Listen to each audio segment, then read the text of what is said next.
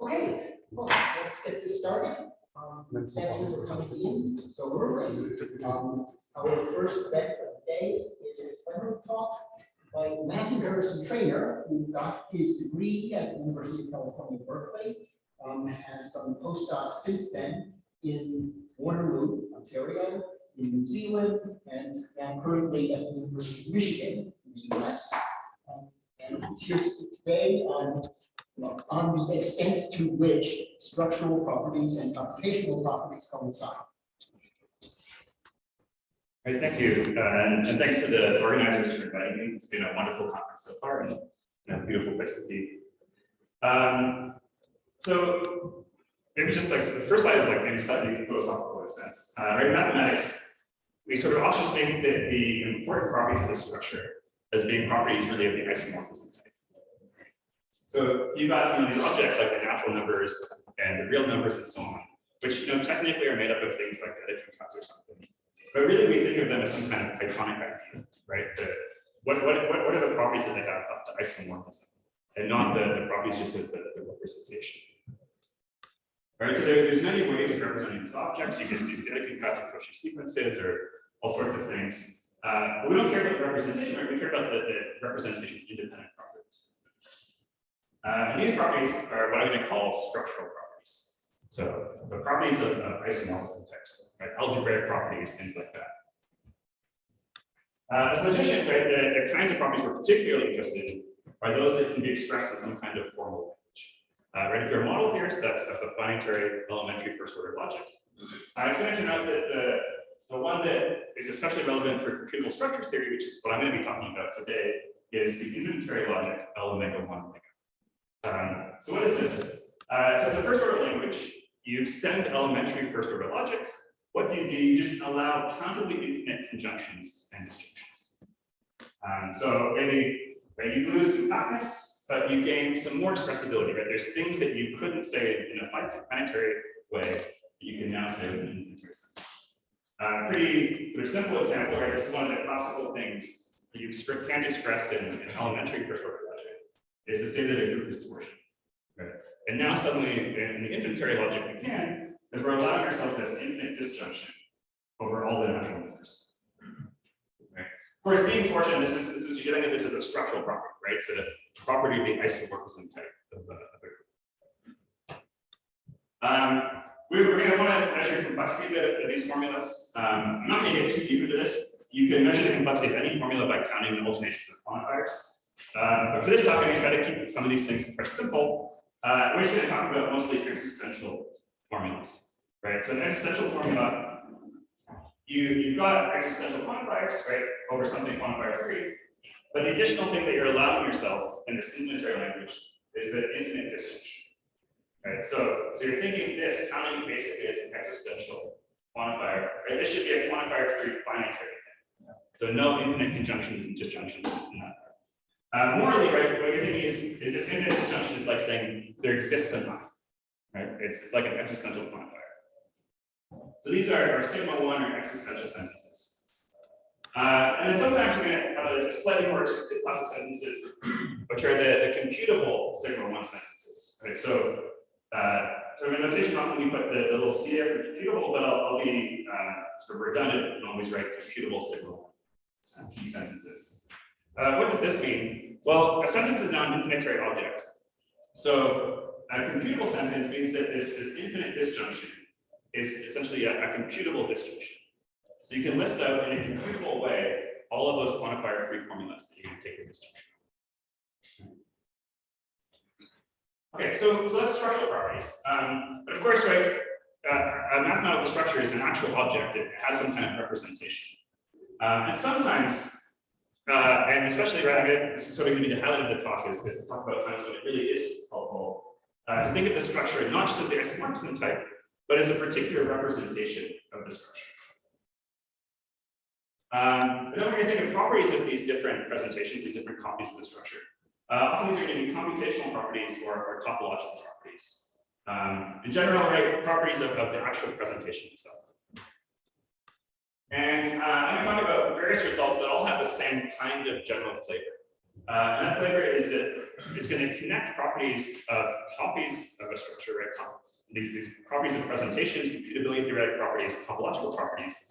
Going to connect those to structural properties of a structure. And along the way, right, if you're a model theorist, you might wonder, why do we care about this infinitary logic, L omega, 1 omega? Why aren't we using planetary logic? You're going to see why this infinitary logic is so useful for computable structure theory. Okay, so the general heuristic, I think this is a very helpful way of thinking about things. And I'm going to try to basically justify that this is a good heuristic. Is that if you have some structure and you look at all of its presentations, and if all of the presentations have some kind of property of presentations, right, some kind of computability theoretic property, then there's going to be some kind of reason for that. And the reason is going to be a structural reason. So you're connecting properties of all the presentations to some kind of structural property of the structure, right? Maybe an algebraic property, maybe some kind of definability property, something like that. So it's essentially like robust properties of presentations have structural reasons.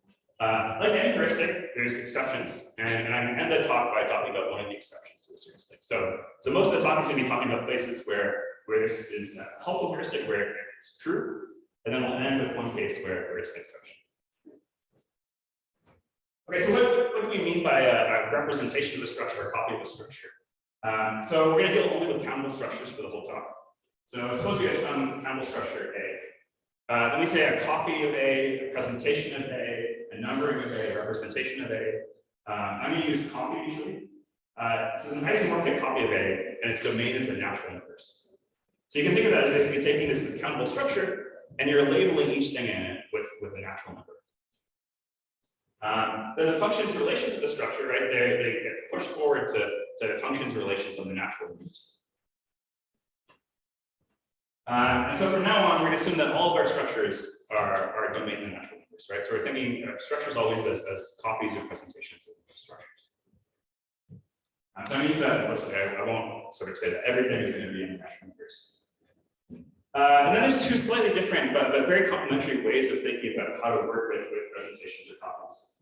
One is the point of view of computable structure theory, and the other is the point of view of descriptive set theory. So I'm going to talk about those two, but really you should think of them as essentially sort of two sides of the same coin. They're slightly different. They have different intuitions, but they're really always usually saying the same kind of thing. So the descriptive set theoretic perspective is, right, to put a topology on a space. So you take the space of all the copies of a structure, and you put a topology on this. So you fix a particular language or vocabulary, right? You look at the set of all structures in this language, and this is a Polish space. We call it the mod tau, all the tau structures. What's the topology? So the basic open sets are basically given by you take some atomic formula and or negation of an atomic formula, right? Or equivalently, you could think of like finitary quantifier free formulas, right? Because finite intersections and unions of open sets are open. And then you seriously take all the models, all the structures that satisfy this formula over this particular set of elements, right? So for example, if you have a group, all the things, so that the first element plus the third element equals the fifth element, that forms a basic open set, which will also be clopin because its complement, right, is also going to be open. So that's your topology on the space of structures, right? So you can't put this topology on like an isomorphism types, right? We're really putting it on the actual presentations of the structure. And because we've got a topology, we can talk about continuous or Borel functions on the space, right? We can talk about a set being Borel, we can talk about a set being open, and all sorts of, right? We have all the tools of topology that we can apply. So that's the descriptive set theoretic perspective. From computability theory, we're going to do computations. So you've got this structure, right? Its elements you're thinking of as labeled by natural numbers. All of its functions and relations are functions and relations on the natural numbers. So what we can do is, right, that's a kind of infinite amount of information, right? We're going to think of feeding that into a computer program as an oracle. So essentially what you're saying is that the computer can do computations, and at any stage it can ask, is this function applied to these elements? What does that give me? Or I have this tuple, does this relation hold with that tuple? Right, so essentially you're telling the computer, right, the computer has access to what the structure looks like. Intuitively, you can think of this as saying that you're giving the computer access, right? If you've got a group, something like the KDK for an infinite group. right? If you've got a finite group, the Cayley table is a finite thing, but if you've got an infinite group, you got sort of an infinite table by infinite, and you're giving the computer access to that table. Now, when you write down that table, you have to order the group in some way, right? That's choosing the presentation. What order do you write the elements down? And you might write the elements down in different ways, which would give you different copies of the group, right? Different presentations of the group. Some of them might have different computability theoretic properties, right? So if you take like the integers, you could write the integers down in a really nice way where you go, 0, then 1, then -1, then 2, then -2, right? And you write that nice Cayley table down, you really understand what's going on there.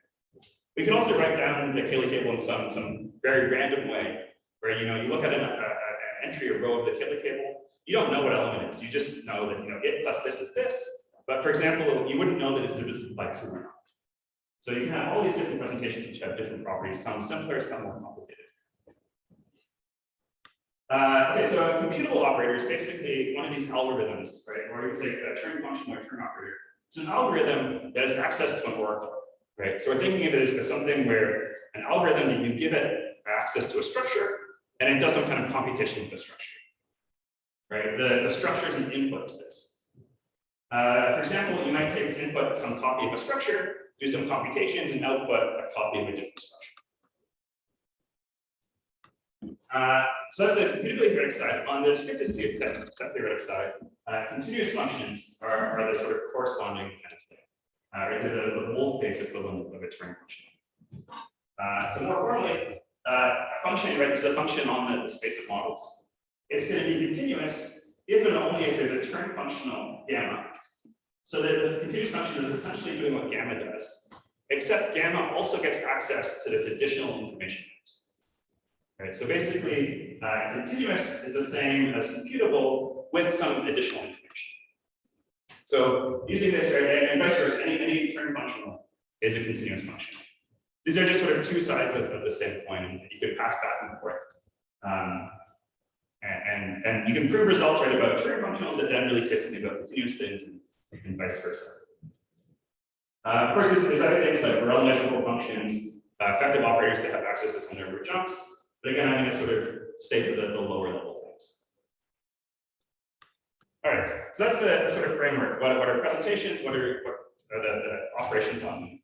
And now basically I want to talk about a whole bunch of different results that fit this kind of framework of relating properties of the presentations to properties of the structure. So the sort of classic result is by López Escobar. So it says, suppose you've got a vocabulary language, and you've got a set of models, right? This is a set of presentations of models. And the set S is closed under isomorphism. So if you've got a copy of a structure, then you're going to include all copies of the structure in the set. And the theorem says that this is a Borel set, right? So remember, it's a topological space. So we've got Borel sets in space. If and only if this set is definable by a formula of L omega 1. Right? So it says basically that the topologically nice sets, well, there's a reason that they're Borel, it's because they were actually defined by a formula. Right? So you should think of this. Right? So being Borel, right, this is a copy of the presentations of the structures. Right? You have to talk about the space of all presentations in order to say what this means. This here, this is a structural property of the set S. Right? It's not talking about presentations, it's talking about formulas that define the set. So that's sort of the first example that fits this thing, that some kind of property of presentations is equivalent to some kind of property of a structural property.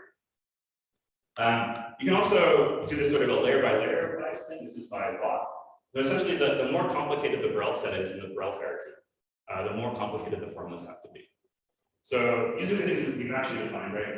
I guess everyone knows what an open set is. This set is going to be an open set, right? It's sort of the simplest kind of Borel set. If and only if this set of models is defined by a simplest kind of sentence, essentially, right? A sigma 1 or an existential sentence. And then, right, I haven't defined what these things mean, but this goes up through the whole Borel hierarchy. So the more complicated the Borel set is, the more complicated the formula that defines the class has to be.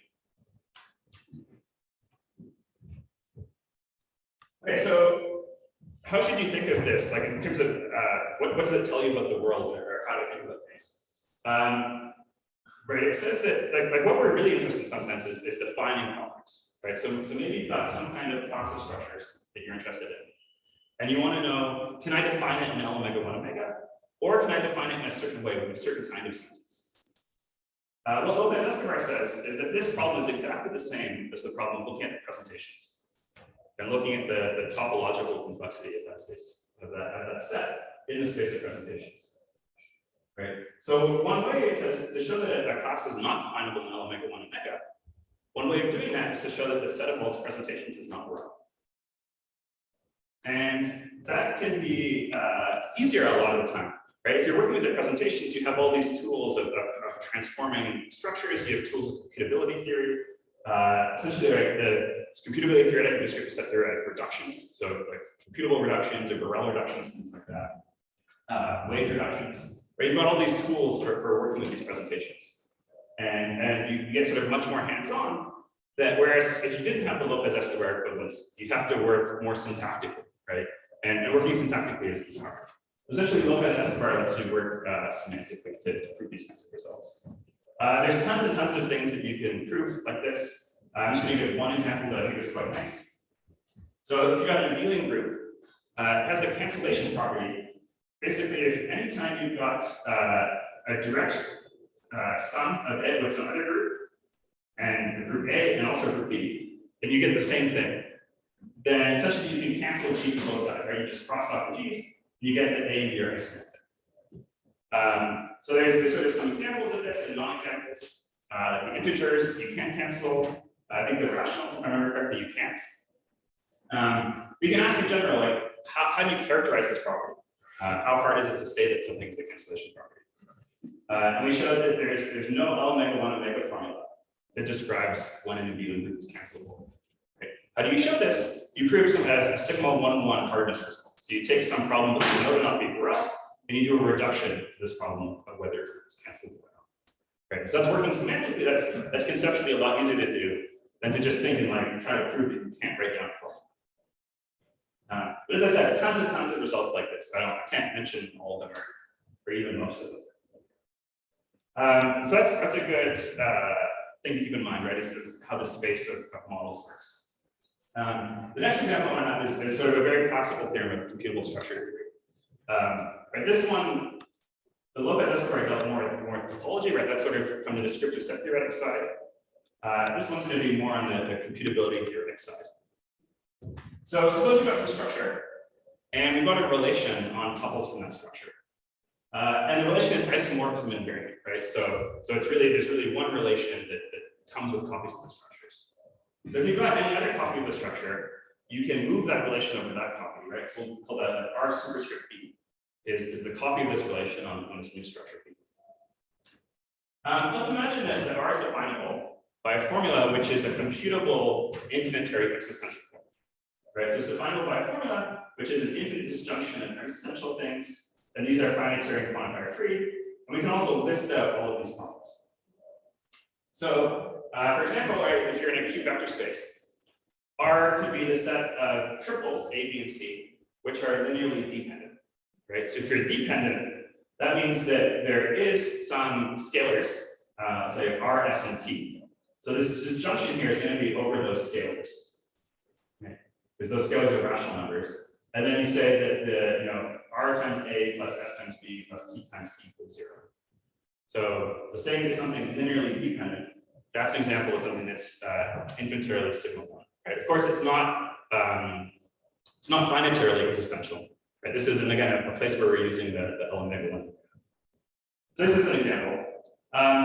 Okay, so suppose we've got the structure A, we've got this relation on A. We've got any other copy B of A, right? So some other presentation of A. And we're going to use B as an oracle. So we're going to feed it into our computer program. And what I'm going to do is I'm going to list out the elements of R in the copy B. Right? How am I going to do this? Well, I'm going to use this formula here. So I'm given some A, right? And I want to, if it's in R, I want to eventually list it out as being in R. So what I'm going to do, I'm going to start searching. And I know that it's in R if and only if this is true. So I start searching for an I, one of these disjuncts, and I start searching through all the elements of B, right? For all the elements of B, and I try to plug them into X. And for each I and B, I check whether this then holds, right? Remember, this is finitary and quantifier free. So I can check it in a finite amount of time, right? It just says this plus this equals this. I just check that. see this true. So I search for all the i's and b's, I check whether one of them satisfies this formula. If we ever find such an I and B, then we know that A is an R. Right? So that gives us a way of computably listing out the elements of R in this copy B. So that's a computability theoretic property of the copies of A. Right? Coming in for it, we say that R is relatively intrinsically computably enumerable. Or that's sort of a mouthful. Each of those words does sort of mean something, but we say RICD or RICE. So what does this mean? Right? This means that from any copy of A, we can enumerate the relation R in that copy. So what we saw here, right, is that there's some structural reason, right? This is a structural reason, a definability reason. There's some structural reason that implies that the relation is RICD. What Ashman asks in Slimman and Chisholm prove is that that's the only reason, right? So a relation is RICD if and only if you can define it by a computable sigma 1 formula. But in general, you might also have finitely many parameters, right? So there might be this fixed set of parameters A, and B is an R if and only if A satisfies this formula about B with the fixed parameters, right? So essentially, you fix the parameters ahead of time, right? So again, this is saying you've got some property of the presentations, and it's true if and only if you've got some property of the structure, right? Some property of the isomorphism type, or right, this is the isomorphism type of R and the structure AD. Right, so that's again fitting in that sort of general perspective that the computational properties of this relation tell you something about its definability properties. In the example in the previous page, right, we didn't have this extra tuple A floating around. That's because the relation was actually uniformly RICD, which means that there's a single program that from any B produces the copy of R. So that's sort of a little technical thing. If that's the case, right, if it's uniform, then you don't need any parameters. Now, maybe if you're not completely curious, you haven't thought about enumerations of things very much, right? So you think maybe more about computing is more natural. So there's relatively intrinsically computable, right? Oh, sorry, I really didn't get rid of that. So this is the uniform definition. So it shouldn't be a single operator, it should be many operators. So you're relatively intrinsically computable if from any copy of A, you can compute R, right? Not just enumerate, but actually compute. And right, if you remember for like your standard like first week of a computability course, something's computably enumerable and its complement is computably enumerable if and only if it's computable. So same sort of thing, right? You're relatively intrinsically computable if and only if you're definable by a sigma 1 formula, but also your complement is definable by a sigma 1 formula, again over finitely many parameters. So if you like computation rather than enumeration, then that's a slightly more neutral statement. Okay, I'm going to say a note on the proofs. I won't really talk about I'm not going to go into depth in any of the proofs, but essentially every result in this is proved by the same kind of general schema. Of course, right, there's tons of complications and everything has its own individual thing, but the general strategy for most of these things is a forcing construction. This is a computability theoretic forcing. So first thing we do is you got the structure A and you pick a generic copy of it, right? Then, now every copy of A has some property. So this generic copy in particular does. And you should think of the generic, right? The generic is in some sense trying to avoid having various properties, right? It's trying to not have any property if it can. Since it's generic, right, it somehow wasn't able to avoid having this property. That property was forced. And there's a definability forcing. You can extract some kind of reason that it was forced, right? Some formula that expresses that it was forced. This is L omega 1 omega formula. And that L omega 1 omega formula essentially acts as the reason. Right? So essentially, right, you try to build a copy that avoids having this property. You fail to do it, and because you fail to do it, there must be some reason that that property happened. That's the sort of general paradigm of how to prove these kinds of results. Okay, another cool example, especially I think there's a bunch of model theorists around. So model completeness has a cool characterization in terms of structural properties. So what is model completeness? So it's a property of a theory. Your model completeness, if you satisfy one of these conditions, these are conditions of equivalent, right? So you satisfy one if and only if you satisfy the other. So one way of saying it is that every formula is equivalent to an existential formula. Right? And that's a finitary, this is a model theoretic definition, that's a finitary existential formula. So of course, right, if every formula is equivalent to an existential one, then every formula is also equivalent to a universal one, right? Because it and its complement are both equivalent to existential formulas. And that basically ends up being the same as saying that every embedding of models of T is actually an elementary embedding, right? This is because existential formulas move on, right? So this is model complete, right? It's something that's kind of like quantifier elimination, but it's weaker. You don't get rid of all the quantifiers, but you get rid of almost all. Classic example, right? Maybe the prototypical example in my mind is the real numbers, but without the ordering. So the point is that the ordering is definable by an existential formula, right? In the real numbers, x is less than y if and only if there's some z, it's the square root of y minus x, right? Something is a square root if and only if it's positive. Now, of course, the negation, right, is also definable, right? X is not less than y if y is strictly greater than x, right? And you can define that using square roots also. So, okay, now I'm going to prove that this has quantifier model completeness, right? So given any formula, I think Deirdre Haskell talked about this in her talk, right? The theory of real closed fields with the ordering has a quantifier elimination. So you can write this formula as equivalent to a quantifier-free formula, but that formula is going to use the ordering. But then you can just go and you can replace every instance of the ordering either with this formula or with this formula. Now you have to be careful, right? Depending on whether the ordering appears positively, you replace it with this one. If it appears negatively, you replace it with this one. But in the end, you get an existential formula. So that's the sort of reason that this is model complete, right? But not doesn't have quantifier elimination. Presumably, one of those is not always nobody was greater than Right. Yeah. Not equal to. Yes. Okay, so we sort of this, yeah, so we get an existential formula by replacing every input. Okay, so suppose you've got T, and T is computably enumerable, so you can list out the axioms of T, and it's also model complete. I'm gonna look at a computational property of its presentations. So suppose we've got a model of T, and we're given as an oracle to a computer the atomic diagram of it. We're going to use this atomic diagram to compute the full elementary diagram. So say you've got some formula, right? This formula might have lots of quantifiers, and we've got a tuple. We want to decide whether this formula is true of this tuple. So the first thing we're going to do is we know that the theory is model complete. Every formula is equivalent to an existential formula. Its negation is also equivalent to existential formula. So we're going to look for that, right? So we're going to look for basically a proof from T that this formula is equivalent to some existential formula. Eventually, we'll find such a formula. We're also going to look for a proof from T that the negation is equivalent to some other existential formula, right? Eventually, we will find a proof from T that this is true. So we can search for those formulas. So we got those formulas. Now we want to know whether phi is true of A. So what are we going to do? We're going to look through A, right? We've got its atomic diagram, so we can look at all its elements. And we're going to look at the same time for, right, we're going to look for a witness B, so that this is true of A in the witness, right? That's a quantifier-free thing. We can check it computably. If we find such a tuple, right, then we know the existential thing is true.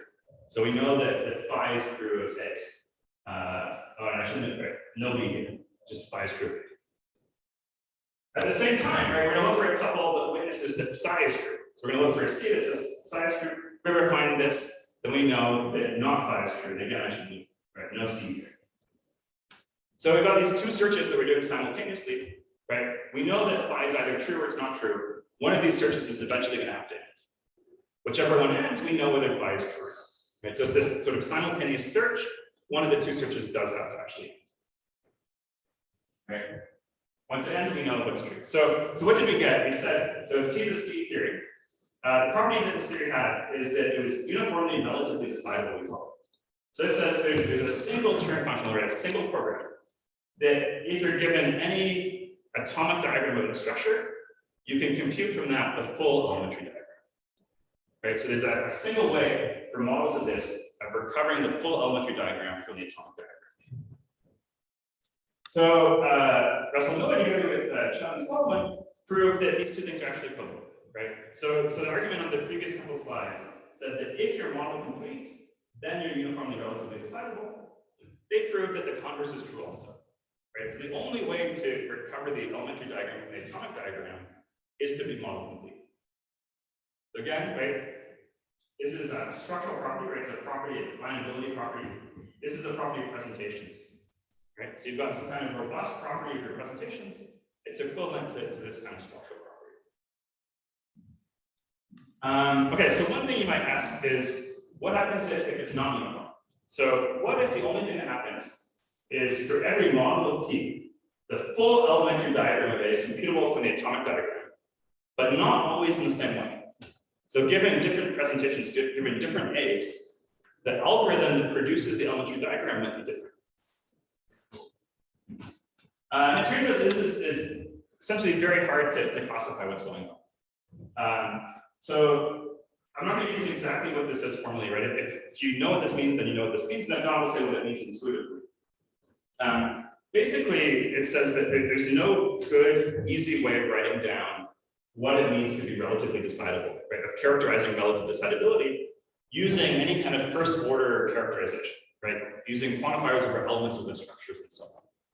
Any way of doing it has to talk about second order objects of some kind. So it seems to have something to do with the types of T and the density of certain kinds of types and things like that.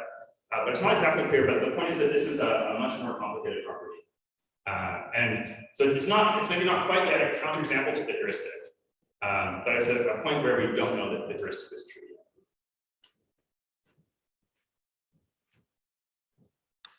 All right, so next thing I want to talk about is functors and interpretations. So for this, it's going to be useful to think about relations, not just being on n tuples for a fixed n, but on the set of all finite tuples. So I'll use a to the less than omega for the set of all finite tuples from the structure. So a relation on finite tuples is definable. Well, you need a sequence of formulas. So for each length of tuple, there's a formula that defines R on those tuples. Right, so there's a formula that defines which singletons are in R, there's a formula which defines which pairs are in R, and so on. So this is just sort of convenient to talk about a single relation and what it means for it to be definable. Okay, from a conception diagram, we talked about uniformly relatively intrinsically computable. It said that you can all from any copy of A, you can compute the relation R. There's a variant of this for these relations on all finite tuples, right? So you needed a sequence of formulas, right? But in this case, right? So with single size of tuples, you needed a pair of formulas, right? For the function, the relation and its negation. Now we need a sequence of formulas, right? So you need phi n's and theta n's, defining R and a complement of R on all those sets of tuples, right? So you have this infinite, it has to be uniformly computable set of things defining your relation. So that'll just be useful for talking about the next definitions. Okay, so what is an interpretation? So this is a somewhat complicated definition. And this is an infinitary interpretation. So the first thing I'll say is if you know what a model theoretic interpretation is, what's the difference? Essentially, the difference is two things. One is the definitions are not elementary first order, they're not finitary definitions, they're now infinitary definitions. And the second thing is, right, in an interpretation, you define things on tuples, and in model theory, you define things, you have some particular length of tuples that you fix. Here, the tuples are allowed to be tuples of any size. So the domain can consist of tuples of larger and larger sizes altogether. So if you know what a model theory interpretation is, that's the difference. So if you haven't seen interpretations before, how should you think of this? So we're defining an interpretation of A inside of B. And the way you should think of this is basically, you've got this structure B, and we're going to find a copy of A inside of it. And we're going to find it in a definable way. So the first thing we're going to do is we're going to define this domain. This is basically the domain of A inside of B. So we're thinking of elements of A are going to be interpreted as tuples from B. Now, they're not going to be tuples from B, they're actually going to be equivalence classes of tuples. So, right, you might have two tuples and you say, well, these two tuples from B, they're really the same element of A.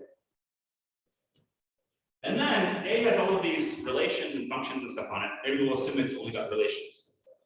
Each of the relations is going to be definable. So for each of these relations on A, there's going to be a definable relation on tuples of B, right?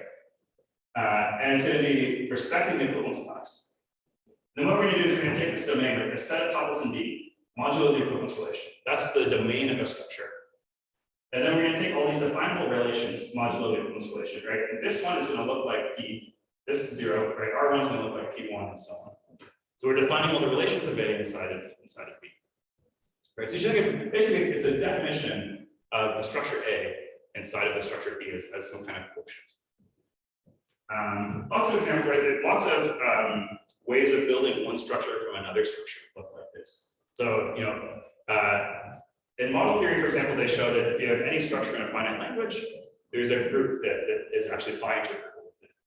But other, like with these infinitary interpretations, you get all sorts of other constructions. So, for example, you've got a field and you produce the polynomial ring. That fits into this kind of context, right? You need tuples of longer and longer sizes to have polynomials of bigger and bigger degrees. So all sorts of mathematical structures fit inside this kind of picture.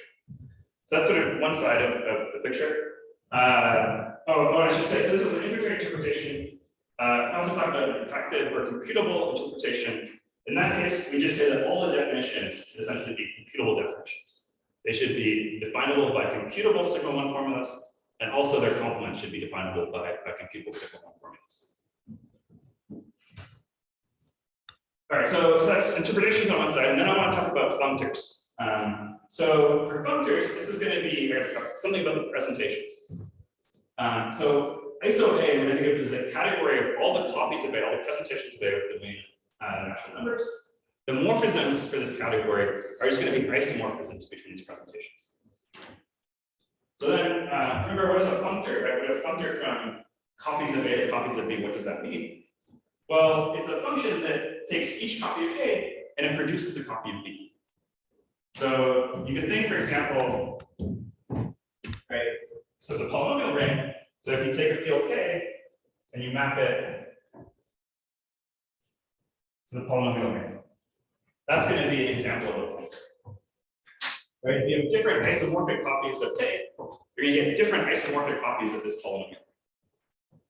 The other thing is to any isomorphism between copies of A, we should assign, right, an isomorphism between the things that they produce, the two copies of B.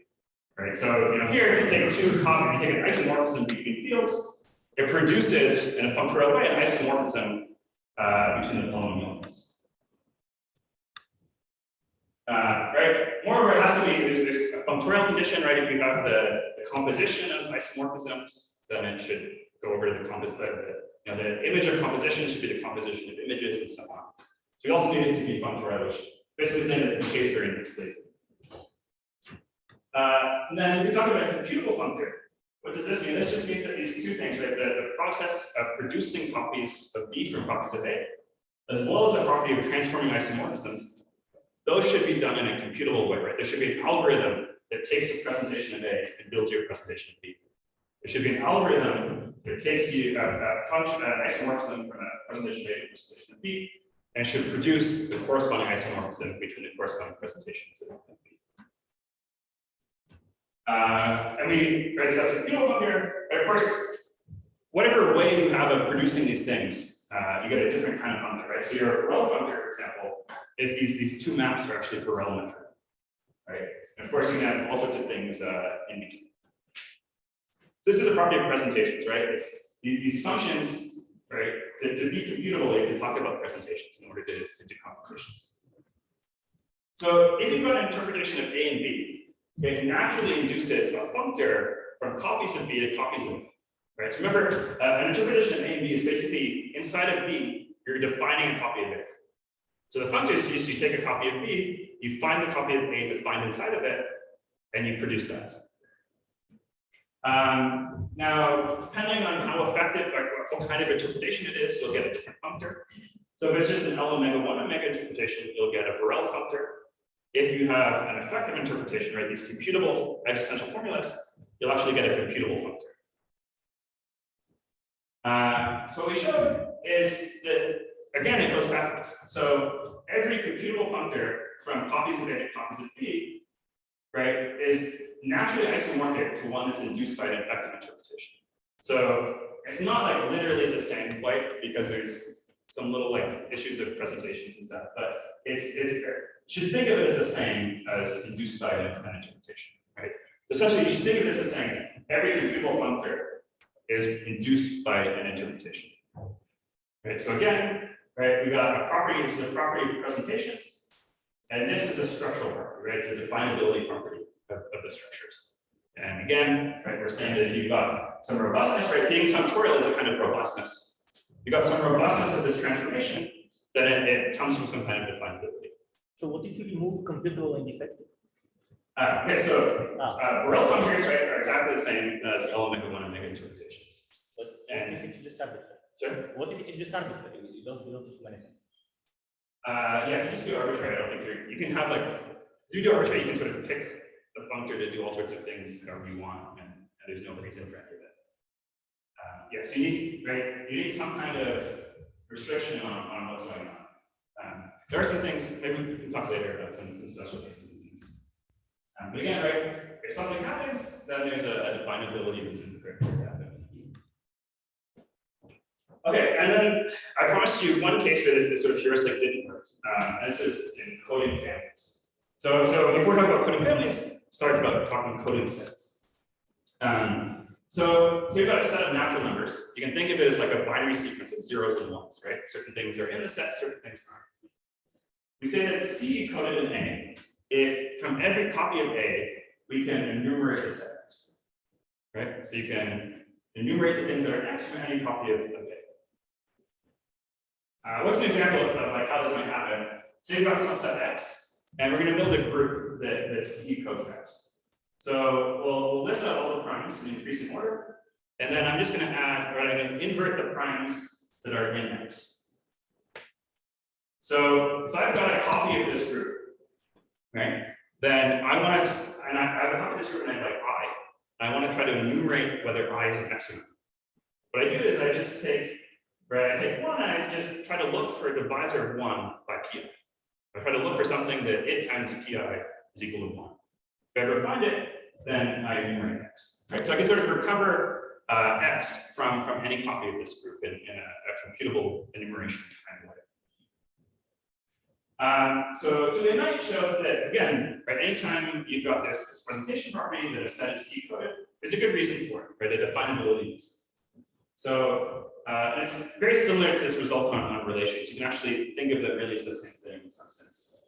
So a set is C-coded if and only if, right? Again, there's some finite tuple, and there's a computable list of existential formulas, so that n is in the structure if and only if this existential fact is true. So you can think of, right, these are all existential facts about the same tuple A. So that's all really something about the existential type of A, right? So, right, you can think of this as saying that X is C-coded in A if there's an enumeration reduction of X to the existential type of this tuple. Maybe in some sense, right, you can think of the existential types of the tuples. Those are like the maximal things that are coded. Okay, so we had this group, right? We said that it coded X. Well, of course, there's a definition of X, right? In this form. So I is an X, if and only if there exists an X, pi X equals 1. Right? So this is an existential formula. For each I, there's some formula that corresponds to being X.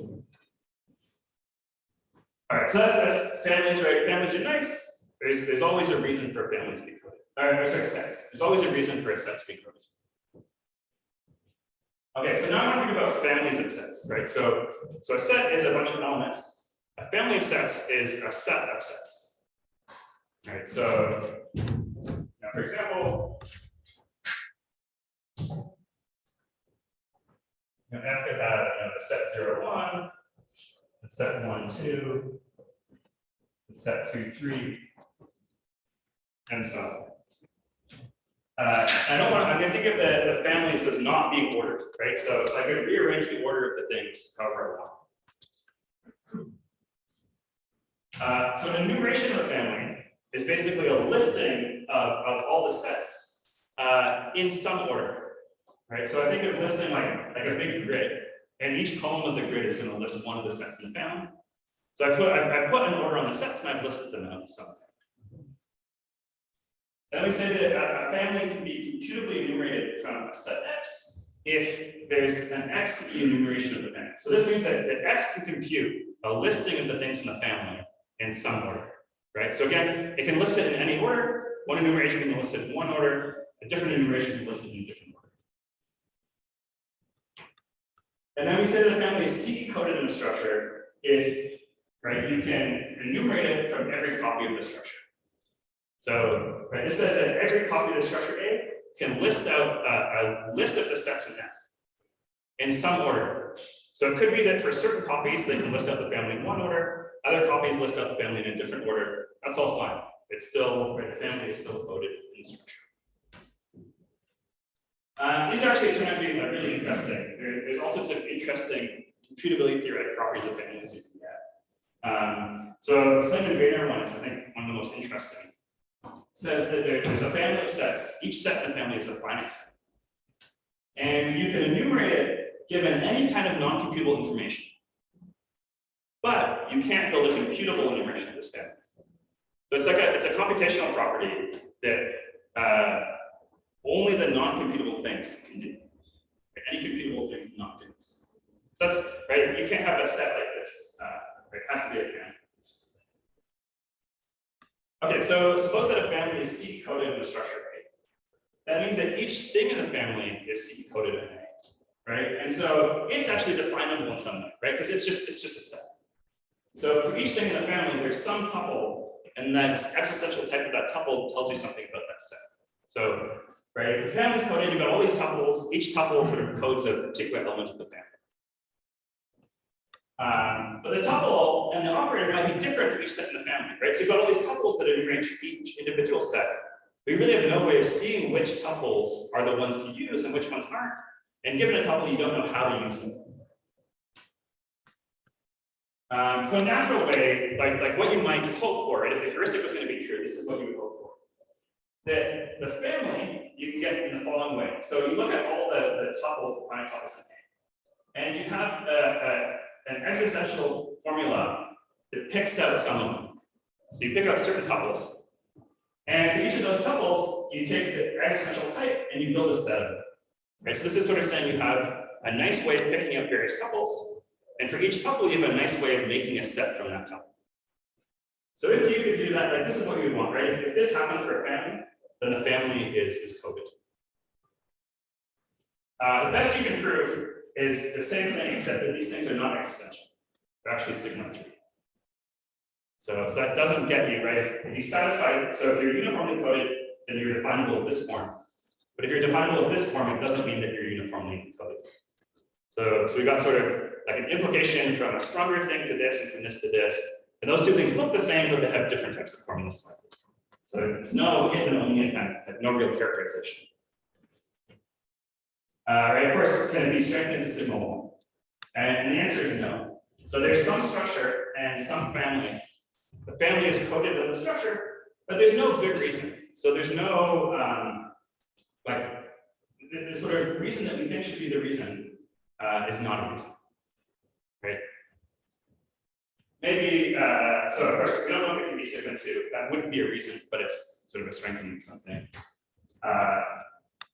And maybe an even stronger statement we're saying there's sort of no reason. And this requires sort of moving a bit beyond. It's looking at wage degrees. So if you look at this pairs of families F in structure A, so F is coded by A. This is pi 1 1 complete wage degree. So that means that there's no characterization of it using any kind of L omega 1 omega formulas, right?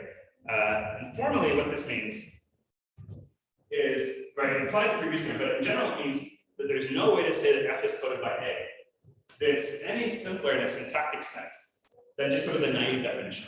Right? The naive definition is to say that every copy of A enumerates F. It doesn't tell you anything, right? That's just saying what's happening. It's not telling you why it's happening. And there's no easier way to say what's going on than just to say that naive thing. Right? So this is the case where the heuristic fails, right? You've got some kind of property of presentations, right? This family is being coded by all the presentations of the structure, but there's no way of pulling out some kind of definition of the family or some kind of reason that's going on. It just kind of happens to get coded, right? You can't really understand why it got coded. Yeah, so it kind of just happens to be, yeah, it's no good way of understanding why. All right, so a little summary of what we do, right? So essentially, I hope I've convinced you that this heuristic is a reasonable heuristic, right? In most cases, if every presentation of a structure has some kind of computably theoretic property, topological property, something like that, then there's usually going to be some kind of structural reason, right? Some kind of definition of something in L omega 1 omega or something like that, right? And also, right, this sort of says that the presentations are interesting, right? We shouldn't just think about isomorphism types. It's also interesting to think about like, concrete representations of the structures we work with sometimes. And we see lots of examples of this heuristic working. We also then saw one example where it doesn't, right? And that would be interesting to understand more about why it doesn't. But I think in general, this is a really helpful viewpoint for computable structure, right? This viewpoint drives a lot of things and how to think about things. And even thinking about things, right, where this heuristic doesn't apply, right? If the presentation, the computably theoretic properties are not robust enough, right? What's going on then? That's a huge driving point of computable structure. Okay. And thank you.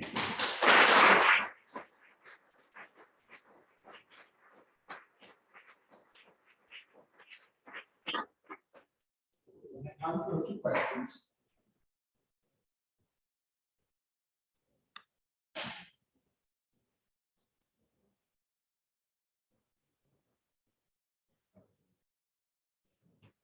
One thing that might naturally get asked is for a relatively intrinsically computable thing, you're allowing computable and theory formulas, but those don't give you any more strength with the quantified freedom, right?